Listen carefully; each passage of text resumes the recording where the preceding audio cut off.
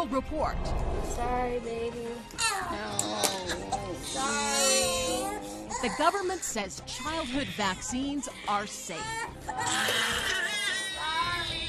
So why are they quietly making payouts to so many kids with autism? There have been people who were compensated for vaccine-induced brain damage who have autism. That is not a trivial finding in our view, and it requires further investigation. Many parents and advocates say this is all about hypocrisy and lots of money. Now, from Centerville, Tennessee, here's correspondent Greg Dobbs with his story, Vaccines and Autism, Mixed Signals. Thank you. Sadly, you don't need a medical expert to tell you Kimberly Sue Latour of Centerville, Tennessee is not normal. Michelle, look at Mommy. Look at Mommy. And you can say the same for Michelle Cedillo of Yuma, Arizona.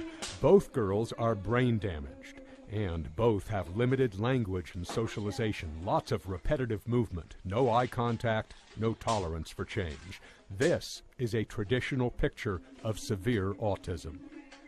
Both families, Kimberly's and Michelle's, insist that the cause of their autism is the vaccines they received as little girls. But there's one big difference between them.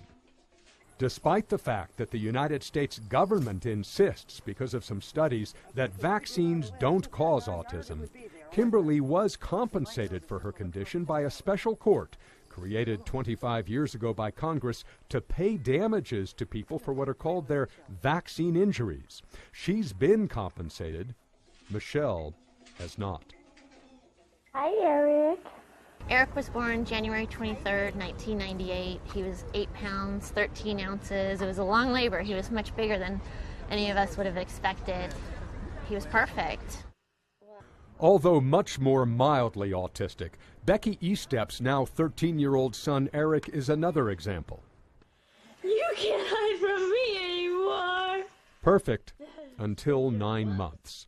That's when, although he was sick, Eric had his first vaccination for hepatitis B. Then after that, and after each subsequent vaccination, screaming and diarrhea and infections and fevers and rashes, and over the next 2 years, a slow slide backward. I looked up the what to expect the toddler years, and I saw a checklist for autism, and I could put a check in every single box. A speech delay. He spoke, but it was echolalia. I would say, "Hi, Eric, how are you?" And he'd say, "Hi, Eric, how are you?" He had speech, but it wasn't meaningful speech. It wasn't reciprocal. And I just looked at my husband and I said, "He has this." And I read him the checklist, and my husband said, "He does." But, like Michelle Cedillo, Eric hasn't won compensation for a vaccine injury. Which leads to the question, if the government says autism cannot be blamed on childhood vaccinations, then why have some families with autistic children still been compensated while others haven't? Why the inconsistency?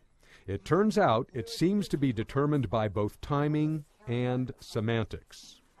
When the special vaccine court ruled that Kimberly's vaccinations were to blame for her condition, it awarded her the resources she needs for round-the-clock care.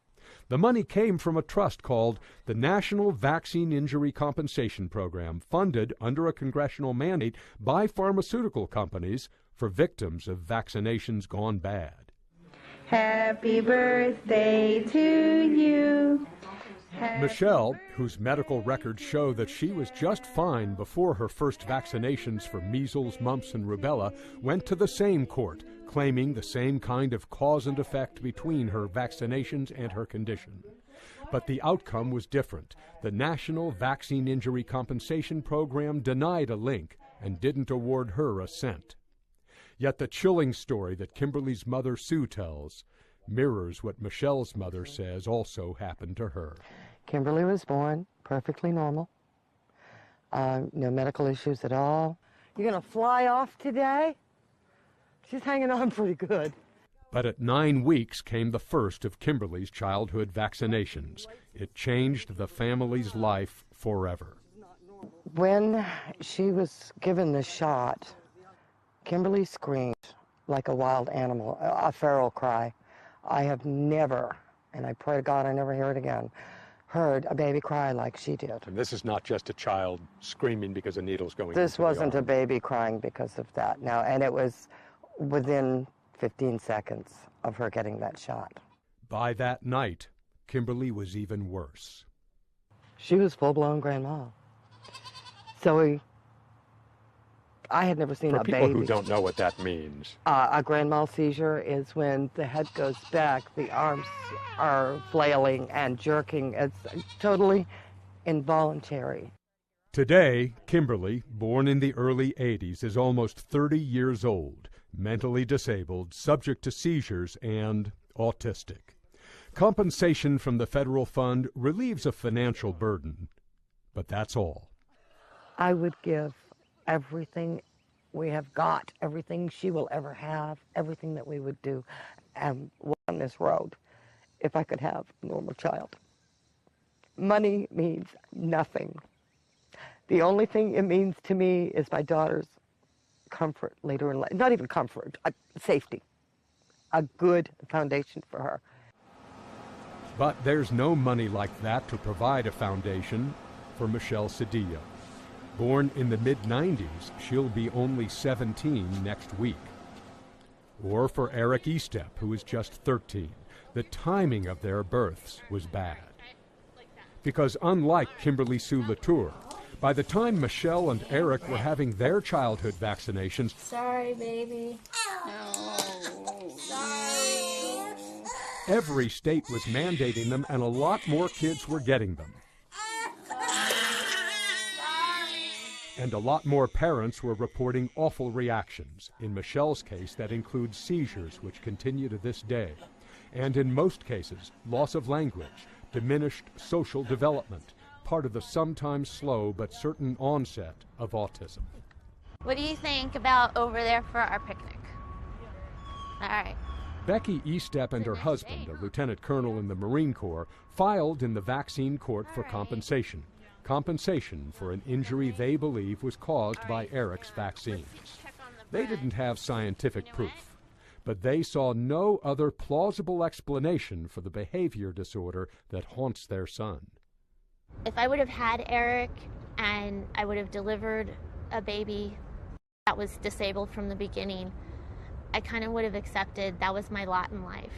But that's not what happened. My husband and I were given perfection, and then something happened. What? You don't want to be on the videotape? Could it have occurred independently? I've asked myself that, but 3 hours after the injection, it's way too much of a coincidence. For all the trouble to for have started all at the that troubles point. to start. I can't see that. How do you go from healthy, bouncing baby boy to all of these problems within 3 hours?